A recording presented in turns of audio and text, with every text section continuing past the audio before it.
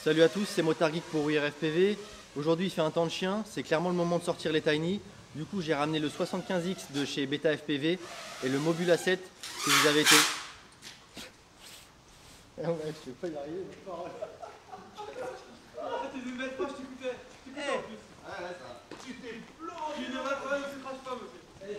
Non mais c'est ça. Ouais, je l'ai fait vite fait, il faut que j'y arrive. Salut à tous, c'est Motard Geek pour WeAreFPV. Alors aujourd'hui il fait un temps de chien, c'est clairement le moment de sortir les Tiny. Du coup j'ai ramené le 75X de chez Beta FPV et le petit Mobula 7 sur notre nouveau bandeau. Le Mobula 7, vous avez été nombreux à nous demander ce qu'il valait, même à nous affirmer qu'il était mieux que le 75X. Du coup je vais pouvoir me faire mon propre avis sur le terrain. Avant d'aller voler, je vais quand même vous le démonter sur le banc, ça vous avait bien plu pour le Beta FPV, et ensuite je vous ferai une petite conclusion.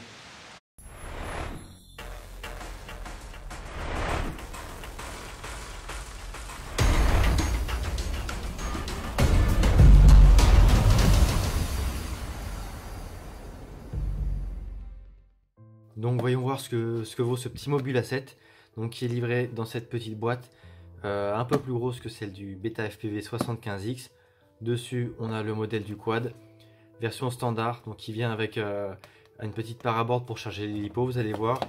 Et là c'est pas coché mais on le voit ici, c'est FrSky EULBT avec un récepteur radio donc XM+. Ça c'est pratique, il n'y a pas besoin de le démonter ni de le flasher. Contrairement à la version anticipée du 75X que j'avais eu qui n'était pas en EU, que j'avais dû flasher. Donc à l'intérieur on a une petite notice en anglais, donc ça c'est pratique, ça permet de savoir comment régler le VTX et effectuer différentes opérations. Je vous laisserai soin de le lire si vous l'achetez. Et donc dans le packaging assez complet, en toute logique, on retrouve le quad. Donc le petit quad, je vais vous le présenter après. J'ai juste rajouté dessus donc les Rislan et la gaine thermo pour maintenir les antennes du XM+. Pour ceux qui le prennent en FlySky, voilà, on a l'antenne native ici intégrée sur l'AFC qui dépasse en dessous. Et comme je vous le disais, en lisant le contenu, le dessus de la boîte, voilà, on a une petite paraboard qui permet de charger 6 lipos en même temps, soit en USB, soit en AC, soit en XT60. Donc ça c'est pas mal, même si personnellement je n'ai pas besoin. Ça peut servir à ceux qui débutent dans le hobby. On met ça de côté. Ensuite, qu'est-ce qu'on a? Un petit tournevis pour effectuer les opérations de maintenance. Une petite clé aussi, je ne sais pas à quoi elle sert. Des vis de rechange. Voilà, on peut voir 2 vis grises et 2 vis noires. Ainsi qu'un jeu de 4 hélices de rechange. J'en ai pas encore eu besoin, malgré le fait que les hélices ont tendance à sauter sur les crashs. Ça c'est un petit peu pénible, parce que du coup le Turtle Mode ne sert à rien. Et ensuite c'est livré donc avec 4 LiPo 1S, 250 mAh, des HV, donc 4,35 volts en 3060C. Donc ça permet de faire 2 LiPo, voilà, 2S. C'est tout pour la boîte, mais c'est plutôt complet comme packaging. Donc on met ça de côté. Voilà le quad. Ce qu'on va faire, c'est qu'on va le démonter ensemble. Ça va être de la découverte parce que j'ai pas encore regardé ce qu'il y avait sous le capot. Juste rapidement, donc on peut le comparer au Beta FPV 75X à ma gauche. Du coup, le Beta FPV 75X, bah, on a un châssis qui est un poil plus grand, mais c'est pas énorme. En tout cas, c'est la même taille d'hélice et même classe 75 mm de moteur à moteur. C'est juste le châssis là qui est un peu plus grand. Du coup, les hélices sont moins proches du châssis et ont moins tendance à toucher. Niveau châssis, clairement, celui-ci est beaucoup plus souple. Là, ça vient vite toucher les hélices. De ce que j'ai pu voir sur internet, il est aussi très fragile. J'ai vu beaucoup de châssis cassés contrairement au 75X. Je vous parle principalement des groupes Facebook et sur les forums et RC Group et WeAreFPV. D'ailleurs, il y a de nombreuses personnes qui, quand ils cassent le châssis du Mobula, rachètent un châssis du 75X pour le mettre dessus parce que le châssis du 75X est plus solide. Ensuite, qu'est-ce que je peux vous dire dessus? Donc on a des moteurs, des petits moteurs, j'ai envie de dire, parce que ce sont les mêmes moteurs que le 65X. Donc sur le 65X, on a des 0802 en 17500 kV, alors que sur le Mobula, on a des 0802 également, mais en 16000 kV. Alors que les deux quads tournent tous les deux en 2S. Donc c'est assez bizarre comme choix de motorisation pour ce quad là, qui ceci dit est plus léger que le 75X. Et niveau moteur, lui le 75X il a du lourd, ce sont des 1103 en 11000 kV. Et niveau hélice c'est la même chose, on peut le voir, des quadripales de 40 mm, 4 cm. Sur l'un comme sur l'autre, elles sont relativement bien protégées et relativement solides. Bon, là on peut voir que lui a été plus usé, mais bon, même avec des hélices bien tordues, ça vole quand même pas mal chez Beta FPV. Donc c'en est à peu près tout pour l'aspect extérieur. Ici donc on retrouve le XT30 sur le Beta FPV 75X.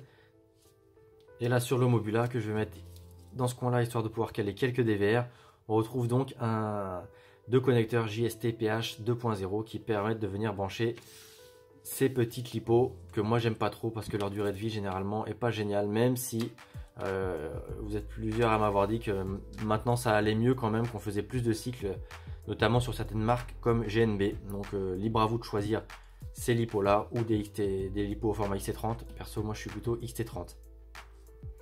Donc la nacelle, voilà, on met une batterie en haut, une batterie au-dessus et c'est maintenu par cette petite impression 3D. Voilà, en TPU. Donc c'est assez souple, ça vient se mettre comme ça, hop, on met la lipo du dessous et lorsqu'on vient mettre celle du dessus, ça s'auto-serre. Et voilà, et ça bouge pas, c'est relativement efficace hein, comme nacelle. Il faut juste bricoler si on veut mettre une seule lipo au format avec un connecteur XT30. Et lorsqu'on change le connecteur, deux solutions. Soit on remplace directement voilà, la lime et la masse et on le met sur un XT30, soit on refait la connectique complète, donc du coup en soudant sur l'AFC si besoin d'un cordon plus long ou d'une section de câble plus grosse. Donc tant qu'on est sur le dessous, l'USB accessible juste là, à l'arrière du quad comme sur le Beta FPV, sauf que voilà, sur le Beta FPV on le voit, il est caché par le XM et il est difficile d'accès, alors que sur le Mobula c'est très simple à brancher le câble USB.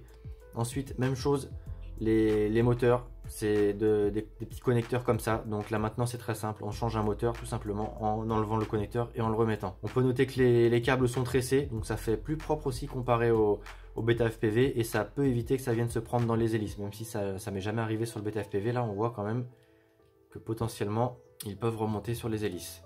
Donc on va démonter la canopie. La canopie qui a priori du coup s'enlève avec 3 vis.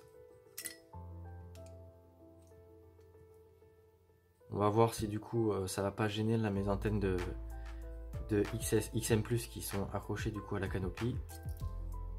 Donc il y a une petite vis qui s'est enfuie, voilà, on la voit là. On va le mettre à l'envers, essayer de ne pas perdre les vis. Donc les 3 vis sont juste là. Et la canopie, ça vient pas plus que ça. Alors qu'est-ce qui va gêner? On a notamment la caméra, mais également les antennes du XM+, que je vais devoir du coup essayer d'enlever. La caméra elle aussi est fixée, du coup là on peut voir de chaque côté par une seule vis. Pourtant c'est pas tiltable et d'ailleurs c'est dommage. Le Mobula, la caméra est quasiment à plat, alors que sur le 75X elle est légèrement tiltée et je trouve ça plutôt pratique parce que moi ça me permet même de voler chez moi et surtout dehors en allant vite, alors que sur le Mobula dès que je suis dehors et dès que je vais vite, et ben voilà, on filme le sol. L'idéal c'est un tilt réglable, ça ne l'est pas pour les deux. Perso je préfère être un peu tilté que trop à plat. Donc là il va falloir sûrement que je démonte la caméra. Donc ce sont vraiment des très petites vis pour la caméra. Là j'ai du mal avec mon gros tournevis. Je vais essayer de pas esquinter les pas de vis. Non, je vais prendre un autre tournevis plus fin. Et le plus simple c'est de prendre le tournevis qui est fourni par le constructeur. Voilà, là ça va tout de suite mieux.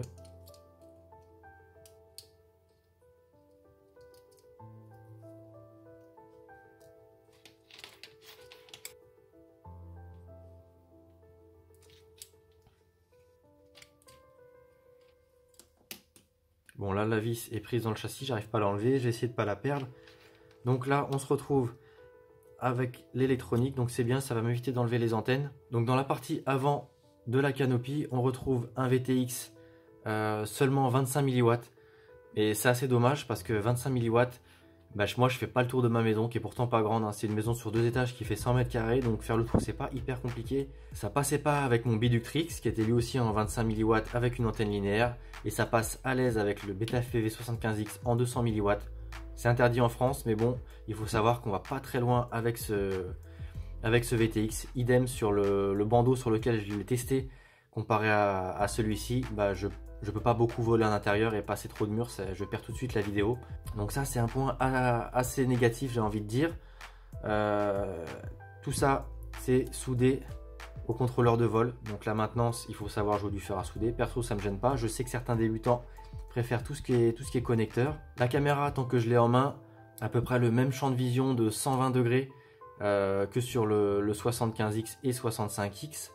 Par contre la qualité est encore plus crado, je trouve. Vraiment déjà c'est un gros défaut du 75X.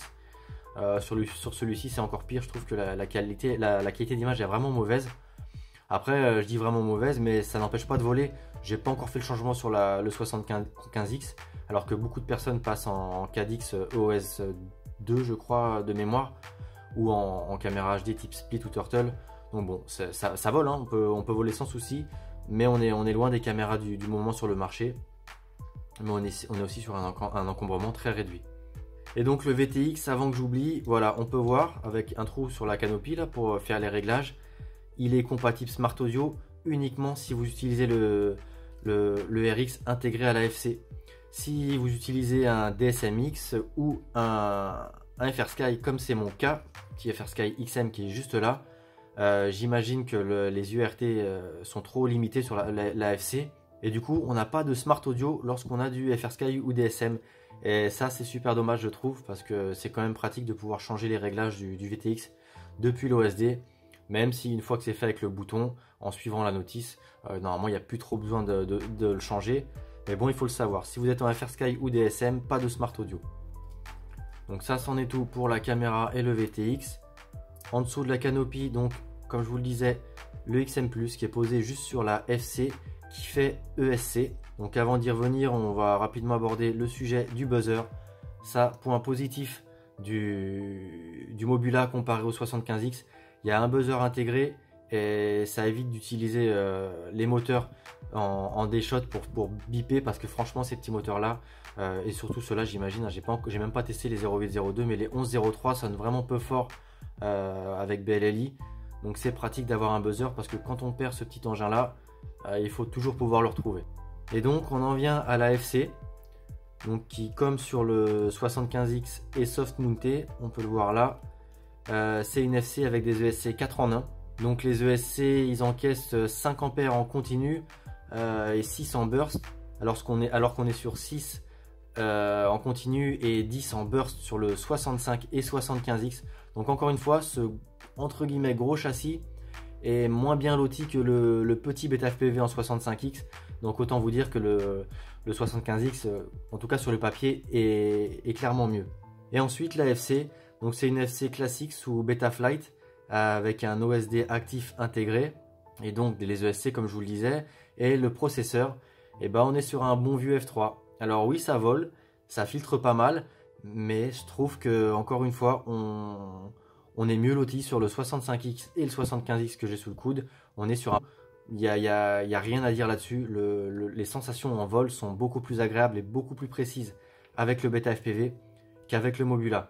Encore une fois, c'est comme la caméra, c'est loin d'être involable. C'est d'ailleurs très fun, hein. C'est vraiment un quad qui est plaisant à voler, mais ça n'a rien à voir avec le Beta FPV. Par contre, peut-être que c'est améliorable avec des réglages de Betaflight. Le fait est qu'il n'y a pas encore de grosse documentation comme la communauté, qui est bien plus importante sur les Beta FPV, a pu faire. On n'a pas ça sur le Mobula, et c'est dommage pour le moment. Et donc pour rester sur la FC, c'est une FC intégrée tout en un. C'est des choses que j'aime bien, notamment avec la Kiss CC. Mais le problème c'est que quand on casse quelque chose, ben on casse tout. Et pour le coup, pas de bol, moi j'ai l'impression d'avoir cassé quelque chose. Parce que très bêtement, d'ailleurs je vous mettrai une petite photo sur laquelle je suis tombé sur les réseaux sociaux pas plus tard qu'aujourd'hui avant de faire cette vidéo. Quand on chute, on va toujours sur l'obstacle le plus chiant, que ce soit un arbre, de l'eau ou quoi. Et moi, pas de bol, dernière lipo sur le bandeau, il est tombé dans l'eau, je ne le retrouvais même pas, il faisait très sombre. C'est les potes qui m'ont aidé à le retrouver. Donc il a séché pendant de longues heures sur mon radiateur. Je l'ai tout d'abord branché à Betaflight, j'avais accès à la conf, tout nickel. Le récepteur répondait bien. Accès à BLLI également, mais quand j'arme à la radio, dans l'OSD ça me dit que c'est armé et j'ai aucun moteur qui tourne. Donc est-ce que ce sont les 4 moteurs qui sont morts ou est-ce que ce sont les ESC et donc la FC? Bon voilà, le fait est que j'ai quelque chose à changer, mais en tout cas le VTX il fonctionne encore super bien. La caméra pareil, elle a même pas de buée ou d'eau dans la lentille, donc ça reste quand même assez solide, j'ai envie de dire. Pour en revenir à la FC All-in-One, l'avantage aussi c'est que c'est moins lourd, et pour le coup comme on a des petits moteurs sur ce 75 mm, c'est mieux d'avoir quelque chose de moins lourd. À ce sujet là, on va passer rapidement les deux quads sur la balance.